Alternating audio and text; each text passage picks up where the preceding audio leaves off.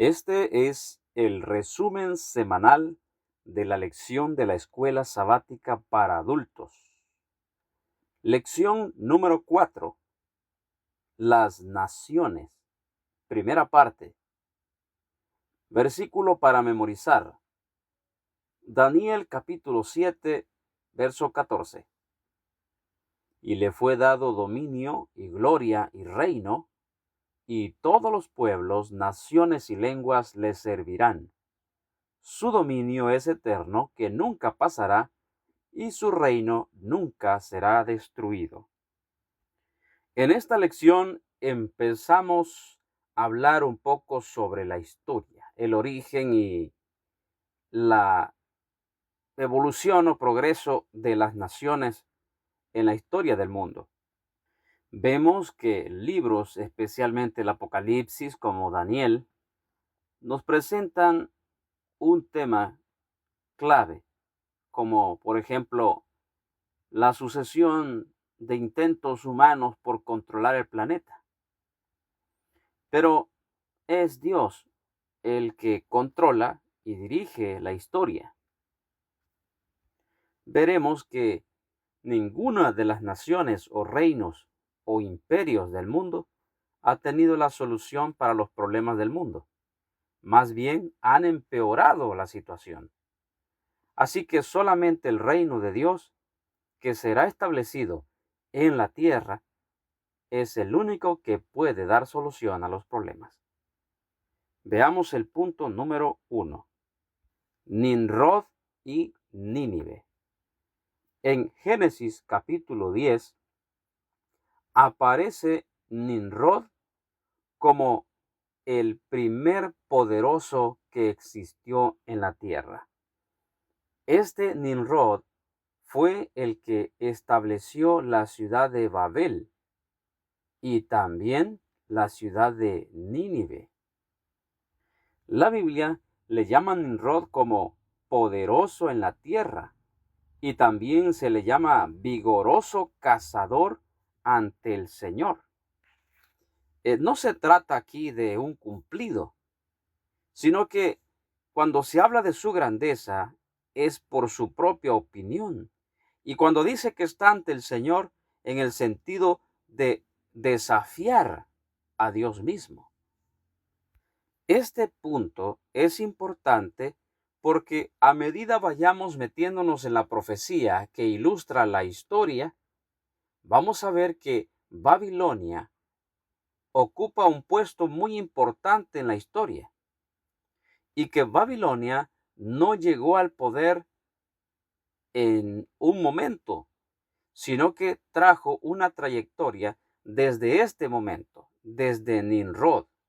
Nimrod es el fundador de Babilonia o Babel, de donde se deriva la palabra Babilonia. En su momento hablaremos en lecciones posteriores acerca de esto con más detalle. Pasemos ahora al punto número 2, el llamado de Abraham.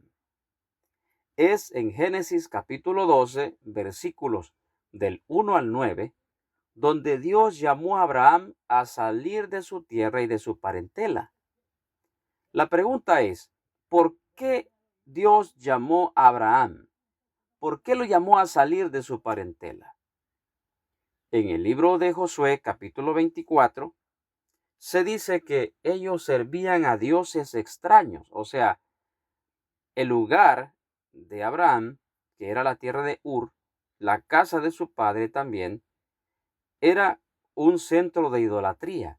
Y Dios llamó a Abraham para que pudiese ser una bendición para todas las naciones. La intención de Dios era utilizar a Abraham para establecer una nación que contrastara con los reinos humanos. Recordemos que con la Torre de Babel, Dios, al ver lo que estaban haciendo, confundió las lenguas y cada uno en su idioma, en su etnia, fueron formando sus propias naciones, las cuales fueron levantando con sus propios ídolos y su propio sistema en contra de Dios. En el libro Patriarcas y Profetas en la página 119 y 120, hablando de Abraham, se dice que una gran compañía salió con él de Mesopotamia y que iba acompañado de un gran número de criados y personas dependientes de él. Estos que le seguían eran guiados por motivos más altos que el interés propio. Se agregaron a la familia del patriarca y le acompañaron a la tierra prometida. Hay un punto bien importante que queremos resaltar aquí. Número 1, que desde la creación del mundo y al poner una pareja, el propósito de Dios era llenar la tierra con gente santa. Dios había dicho a Adán y Eva que llenaran la tierra y la sojuzgaran. Pero ese propósito no se cumplió porque el pecado entró a la tierra. Cuando nosotros vemos la historia de Noé, después del diluvio, en el capítulo 9 del Génesis, se repite el mismo principio. Dios le dice a Noé y a su familia, multiplíquense, llenen la tierra. Y la tierra empezó a llenarse otra vez. Pero se llenó de gente malvada.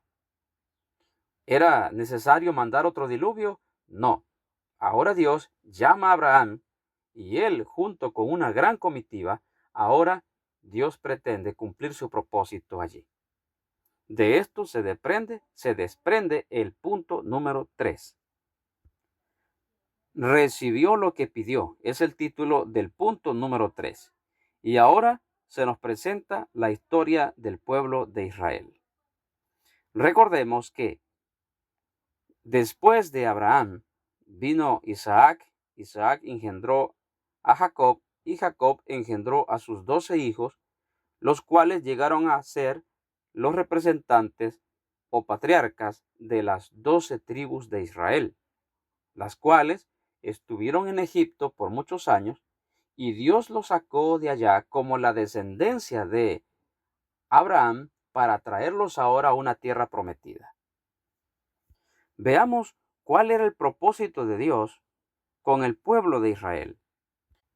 En el libro Profetas y Reyes, página 13 y 14, dice: los hijos de Israel debían ocupar todo el territorio que Dios les había señalado. Las naciones que habían rehusado a adorar y servir al Dios verdadero debían ser despojadas. Pero Dios quería que, mediante la revelación de su carácter por Israel, los hombres fuesen atraídos a Él. La invitación del Evangelio debía ser dada a todo el mundo. Por la enseñanza de sacrificios, del sistema de sacrificios, Cristo debía ser ensalzado ante las naciones y habrían de vivir todos los que le mirasen a Él.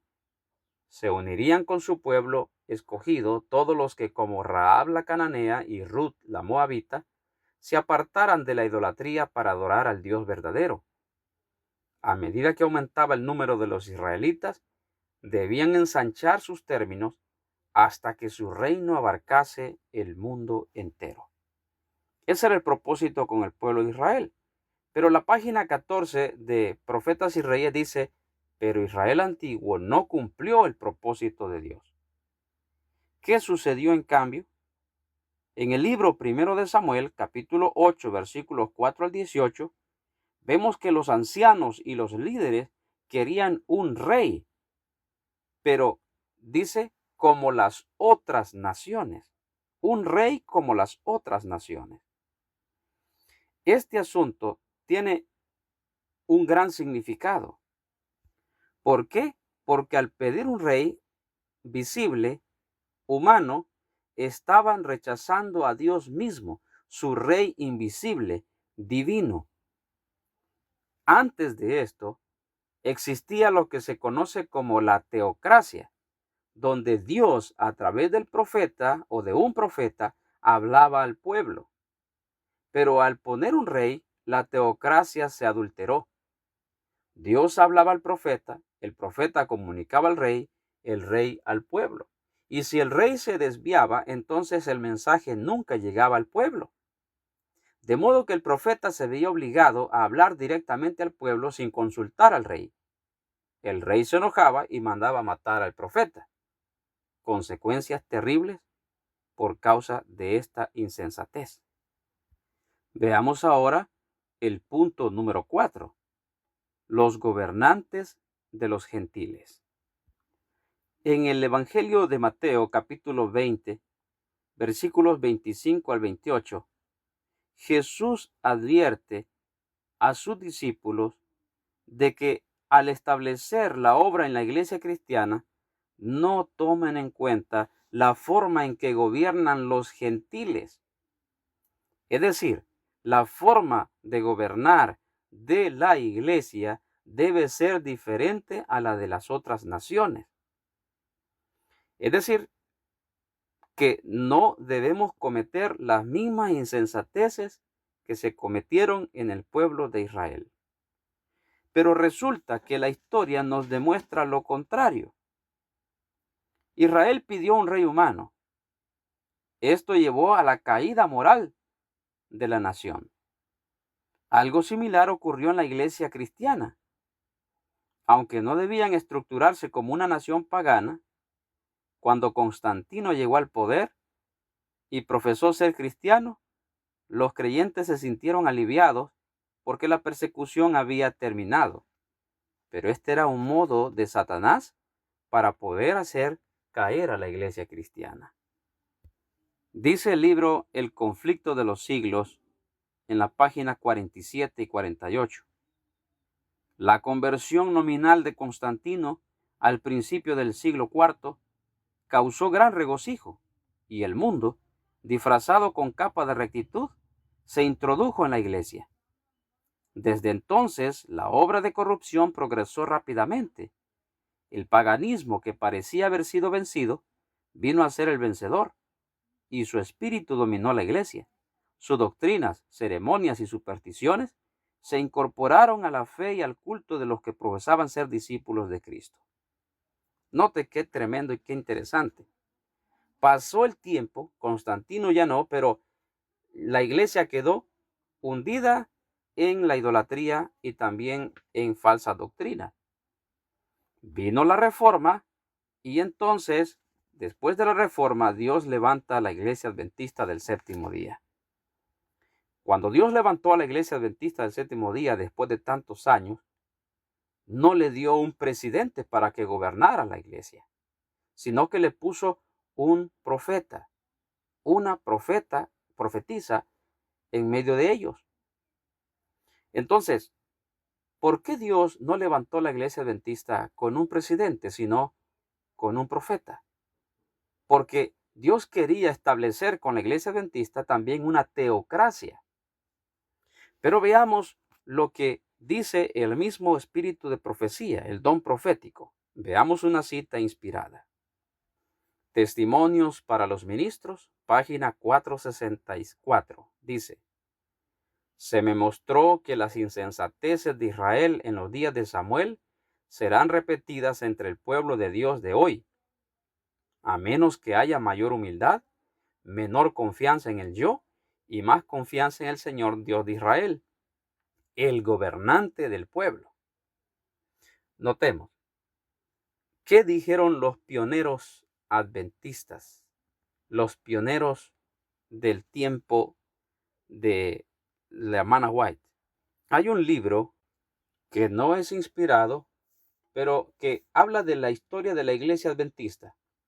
Se llama Nuestra Organización.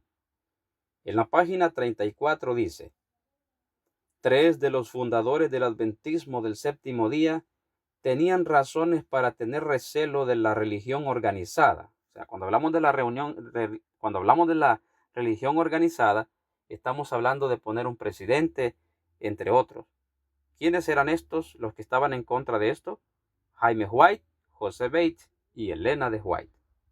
Después de todo, dice, iba a transcurrir solamente un breve intervalo antes que Jesús regresara. Pero bueno, así como el pueblo de Israel al final Dios les concedió un rey, igual la iglesia adventista al final Dios aceptó y dijo, bueno, tengan su organización. Ahora pues, basado en todo esto, nos toca que aprender de la historia y tratar con la ayuda de Dios, así como también hubo un rey que hizo lo recto ante los ojos del Señor, David, en el tiempo del pueblo de Israel, así ojalá pues Dios pueda también tener hoy día un David, que es lo que Dios anhela entre el pueblo de Dios, o sea, una organización que pueda cumplir los principios de la teocracia y que la iglesia no pueda ser dirigida como lo hacen las otras denominaciones que han caído, sino que podamos ser dirigidos por lo que está escrito en la palabra de Dios. Veamos ahora el punto número 5, el último del resumen de esta lección. Una luz para los gentiles. Veremos que al final del tiempo, Dios mismo va a establecer su iglesia triunfante, que ahora es militante, establecerla como un reino que va a estar iluminando al mundo y que va a llenar toda la tierra, y que el propósito de Dios se va a cumplir con este pueblo. En el libro Profetas y Reyes, en la página 527, dice: lo que Dios quiso hacer en favor del mundo por Israel, la nación escogida, lo realizará finalmente mediante su iglesia que está en la tierra hoy.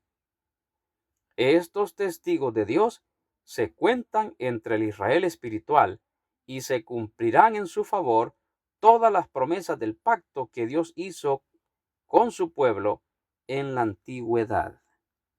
Por eso vemos en Apocalipsis capítulo 18, en los versículos del 1 al 4, un ángel que desciende del cielo, representando a la iglesia, iluminando a la tierra con su gloria, la iglesia con el poder del Espíritu Santo, iluminando a la tierra con su gloria y llamando a todos los que están en Babilonia a salir de ella para venir ahora a un lugar donde Babilonia no tiene poder, un lugar especial, el reino de Dios, su iglesia en la tierra, su reino de gente santa, cumpliendo el propósito de Dios, y así cumplir lo que Habacuc 2:14 dijo: pero la tierra se llenará del conocimiento de la gloria del Eterno, como el agua cubre el mar.